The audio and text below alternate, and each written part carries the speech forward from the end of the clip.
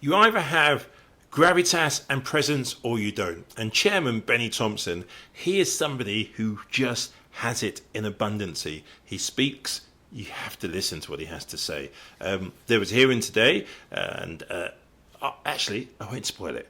Just watch this. And Dan Goldman as well. Whew, stonking.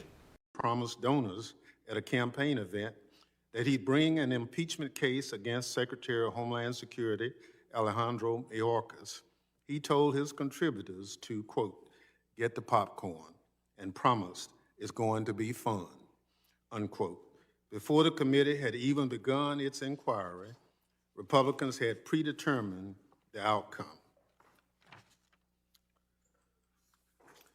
But why did Republicans invite the Secretary to testify only to refuse his offer to appear? The answer to that question appeared in the Hill newspaper last night. Mr. Chair, I ask unanimous consent to include in the record this article from the Hill describing how Republicans had set the date for the markup of articles of impeachment before holding the first hearing on this subject. Without objection, so ordered. According to an internal Republican memo dated January 10, 2024, Republicans had already scheduled a committee vote to impeach the Secretary prior to holding a single impeachment hearing. Just as we've said all along, the outcome of Republicans' so-called impeachment investigation has been predetermined from the start. The chairman promised to follow the facts, but Republicans never really intended to do so. They are hurrying to adhere to an artificial timeline agreed in a backroom deal between Republican leadership, who's holding on by a thread, and its most extreme mega members. This isn't a real impeachment. It's a mega spectacle paid for by American tax dollars for Republican political gain. But through it all, Secretary Mayorkas remained committed to doing his job. The Department of Homeland Security's mission and the men and women who served with him at DHS. The Secretary is also committed to work diligently on a bipartisan basis to secure necessary funding for border security and to prepare the department for a possible shutdown. I wish my Republican colleagues would engage the Secretary to provide the department the funding it needs, but they have refused. I look forward to continuing to work with Secretary Mayorkas on critical Homeland Security issues facing the country and commend him for his unwavering commitment to duty even in the face of this sham impeachment. I also note for the record that when I asked at last week's hearing about providing the Secretary due process during the committee's impeachment proceedings, the chairman gave no substantive answers to my repeated inquiries. In fact, he seemed to have even considered providing the Secretary due process and appeared unprepared to respond. This is unfortunate, but not surprising. Again, this isn't a real impeachment. It's a predetermined, pre-planned partisan political stunt. Yesterday, the chairman threatened to hold Secretary Mayorkas in contempt for failing to appear before the committee, even though the Secretary has already agreed to appear. That's not how contempt works. I can't help but wonder if Republicans are getting a bit desperate, especially after their hearing last week was a flop.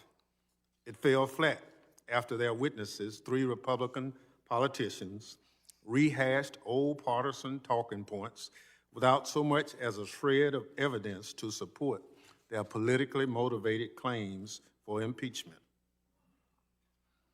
The Democratic witness, respected impeachment expert and constitutional scholar, Professor Frank Bowman, testified, and I quote, "Policy differences, no matter how severe, no matter how heated, are simply not grounds for impeachment," unquote. You cannot impeach a cabinet secretary because you don't like a president's policies. That's not what impeachment is for. That's not what the Constitution says. Unfortunately, Republicans are willing to damage the Constitution they claim to hold dear because they think it will benefit them politically. Which brings us to today's hearing. I want to begin by expressing my deepest sympathies to Mrs. Noble and Mrs. Dunn on the tragic loss of your children. I cannot fathom your pain. As a father and a grandfather, my heart truly goes out to you. Indeed, our hearts go out to all those who've lost loved ones to drugs and violence, and we are committed to helping prevent future tragedies. Democrats want to strengthen border security. We want to keep fentanyl off our streets. We want to keep communities safe. We want to help those struggling with addiction. But impeachment will not do any of that.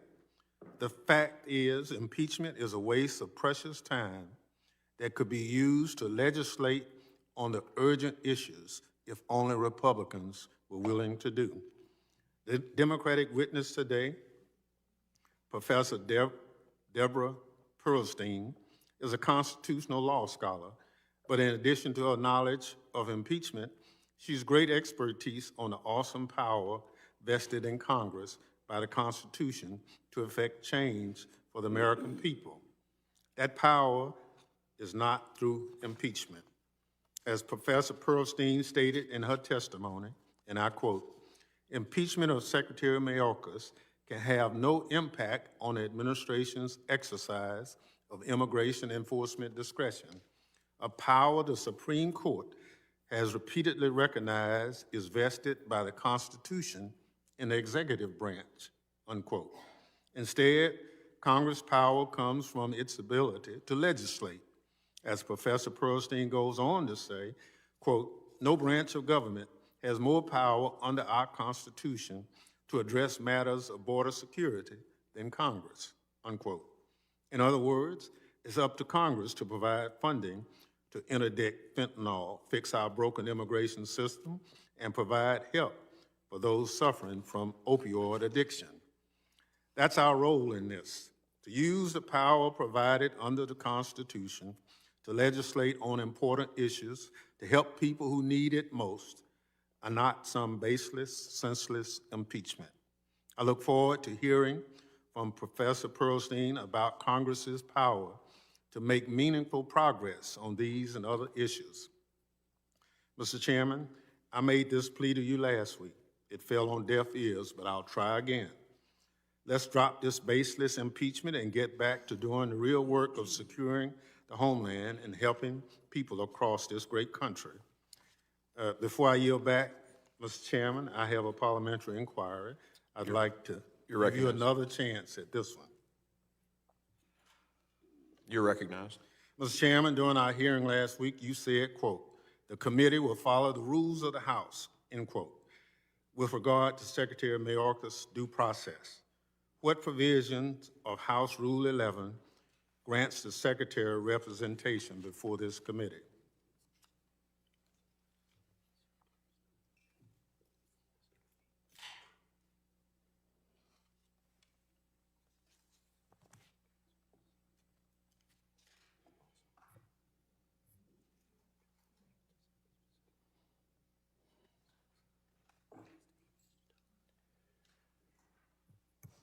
Just a question of clarification on the parliamentary proceeding. What rule are you citing? Rule 11. Rule 11. The Secretary is not appearing before the committee today, so his counsel is not necessary. Mr. Chairman, we all know that Secretary Mayorkas has been willing to appear before this committee. He's not running from anything. He's been to the Capitol Hill 27 times since he was sworn in. My question is about due process, and there's nothing in the standing House rules that protects the Secretary's rights. So, Mr. Chairman, pursuant to Clause 2J1 of Rule 11, I'm furnishing you with a demand for a Minority Day hearing on this subject, signed by all the Democratic members of this committee.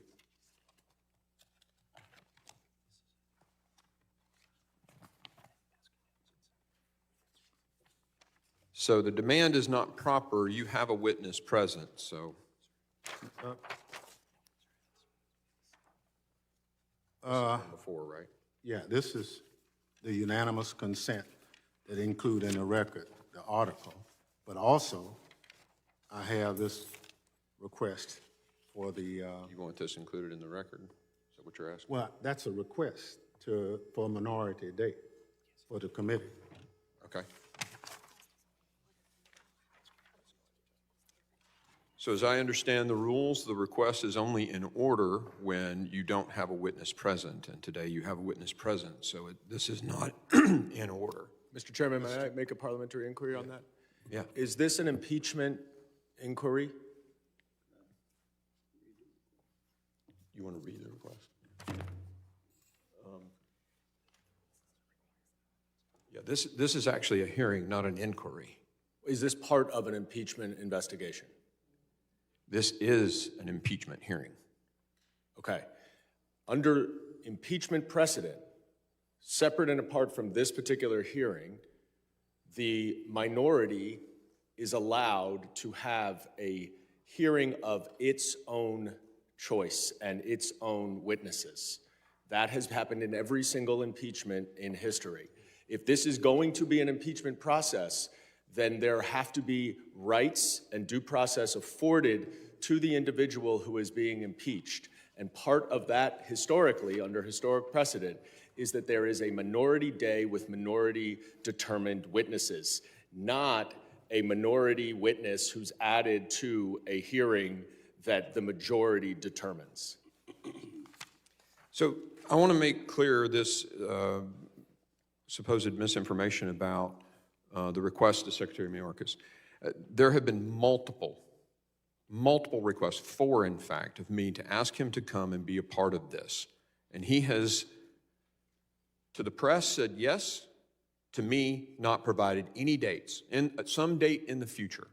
You can't, that's stonewalling. And so at some point after 4, I finally said, I guess it was Monday, well, just send us a testimony in writing. So far, we haven't seen that either. The effort to give Secretary Mayorkas an opportunity to come before the committee in this context has been made many times. I appreciate that the ranking member pointed out that he has been in front of our committee, but that was mandated by, the threats briefing. That's what he came for, was the threats briefing, not a part of this investigation on the southwest border. Every time we've invited him, he has refused to give us a date to come. So he's been afforded an opportunity to come.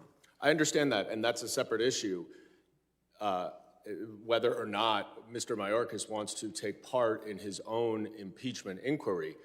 But the question for you is that as part of the House impeachment process, there must be afforded to the minority a hearing that the minority gets to determine, because it's an impeachment process. It is not a normal oversight investigation.